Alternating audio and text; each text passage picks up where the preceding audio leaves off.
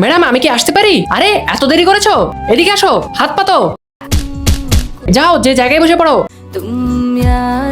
Madam আমি আসতে পারি? হ্যাঁ এসো, এসে জায়গায় বসে পড়ো। ম্যাডাম এটা কি হলো? আমি দেরি করে এসেছিলাম বলে আপনি আমাকে মেরেছেন, কিন্তু ও তো দেরি করে এসেছে। আমি কি করব না করব সেটা কি তোকে বলতে হবে?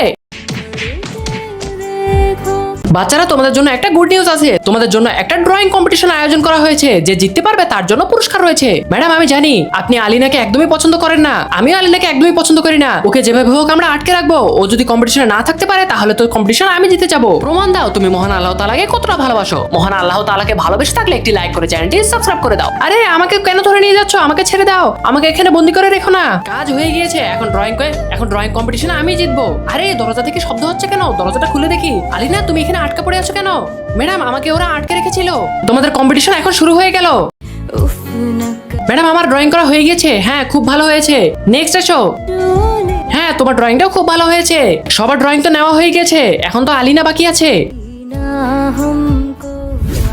ম্যাডাম হয়ে গেছে, আমার ড্রয়িংটা দেখুন। তোমার ড্রয়িংটা ক্লাসের মধ্যে সবচেয়ে বেস্ট হয়েছে, তার মানে পুরস্কারটা তুমি জিতবে। আর ম্যাডাম আপনাকে লাস্ট ওয়ার্নিং দিলাম, আপনাকে এখানে রাখা হয়েছে বাচ্চাদেরকে শেখানোর জন্য। পরের বার যদি আমি দেখি আপনি আলিনার সাথে এমন করছেন তাহলে কিন্তু আমি আপনাকে স্কুল থেকে বের করে দিব।